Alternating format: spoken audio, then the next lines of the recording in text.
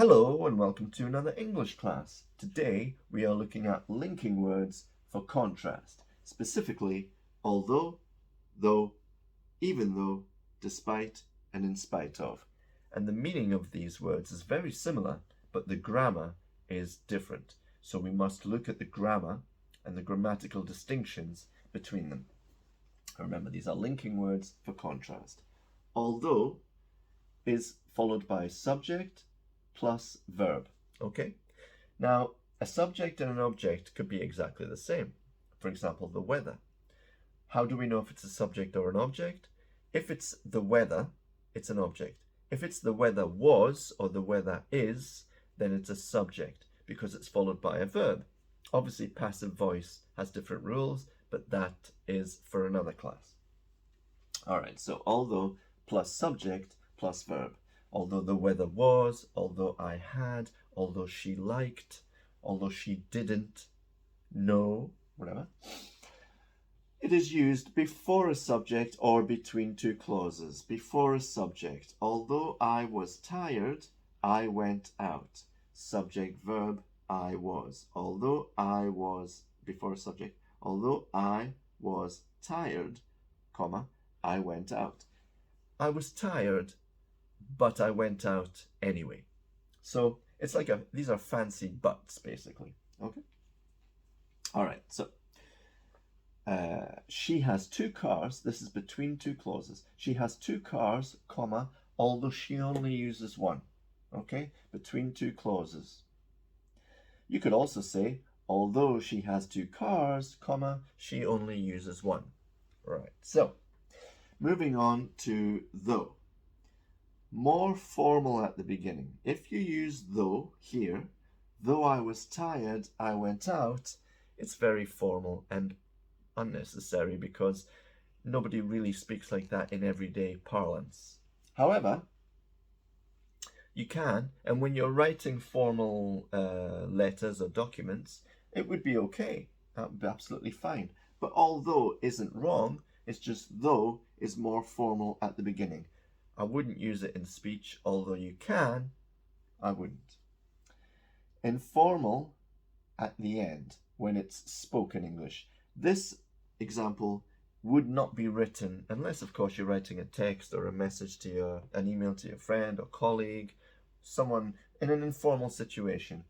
It's more commonly used when it's spoken at the end of a sentence. You've probably heard it, and a lot of my students say, what is this thing people say though at the end of a sentence? Well, it's though, pronounced though.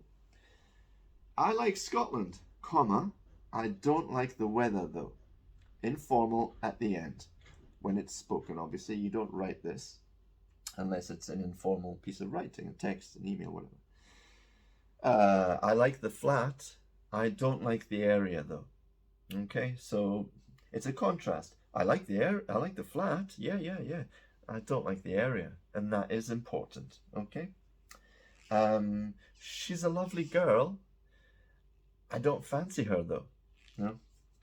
Or whatever. Probably shouldn't have done that example. Now, you can also use though between two clauses of a second sentence. Okay. She has two cars. That's one sentence. And here's the second sentence. She only uses one though, so the other one stays in the garage. Between two clauses, clause one, clause two of a second sentence. Sentence one, sentence two. Clause one of a second sentence, clause two of a second sentence. Here's though, between commas. Very important. She has two cars. She only uses one though, so the other one stays in the garage. You can also use however in this place, but that's for another class. Now, even though is emphatic, so it's a contrast, a surprising contrast. It was free. Free is good. Even though it was free, I didn't want to go on the course. A free course, but I didn't want to go on the course. The course wasn't interesting to me. Even though I liked the flat, I didn't like the area. And even though would also be followed by subject verb. Okay, We cannot use that same grammar here because it's at the end of a sentence, but if it's the formal version at the beginning, yes. But informal at the end, no, and between two clauses, obviously not. Oh, well, actually, you do have a subject and a verb here, so I guess the answer is yes to that one. Okay, so emphatic. Even though it was free, I didn't want to go on the course. Even though the flat was nice, I didn't like the area. Even though it looked tasty, I didn't want to order that dish. Okay? Yes, it looked tasty, but no thanks. I prefer something else. I would prefer something else. Okay, now let's look at despite and in spite of. Now the grammar here is very different. The grammar here is despite or in spite of. These are exactly the same. However, never say despite of. No, despite or in spite of. Plus object or plus gerund, ing, when the subjects are the same. Only use this when the subjects are the same. Or plus the fact that plus subject plus verb. So it's like this, but we have to use this to make it work. Let me show you some examples. Despite the bad weather, that's an object. The weather, where's the weather? Oh. Where is the weather? There is no weather. Oh well, I thought I had a weather example here. Oh, it's right here. Despite the bad weather, I cycled to work. Or, although the weather was bad, I cycled to work. So you see the meaning is exactly the same for these words, although and despite, but the grammar is different. Despite plus object, although plus subject, plus the weather was. The weather was. Subject, verb. Okay? But the information is exactly the same.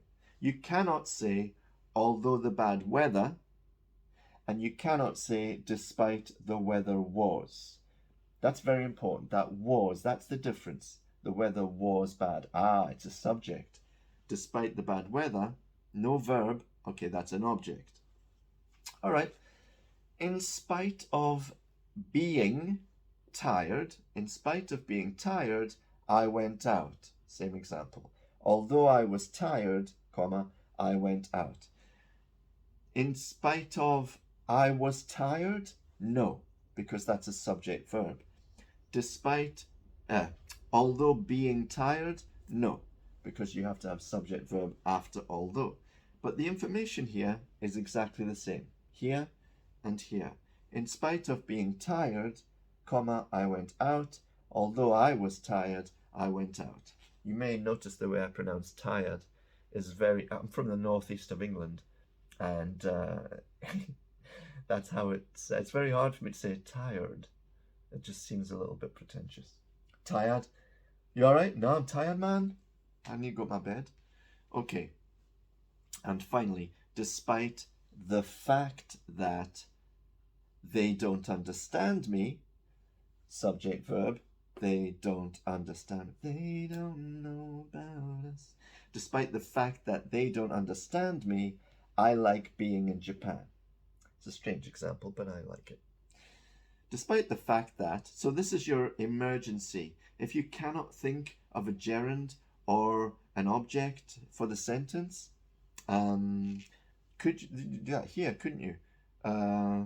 Despite, yes, exactly. You cannot use an object in this example. You cannot use ing in this example. So we use our rescue clause, the fact that plus subject plus verb. So that means you've got a very similar sentence. Despite the fact that they don't understand me, I like being in Japan. Although they don't understand me, I like being in Japan. This is exactly the same. This is exactly the same as this. This is your rescue. This helps you when there's no possibility of an object and no possibility of a gerund.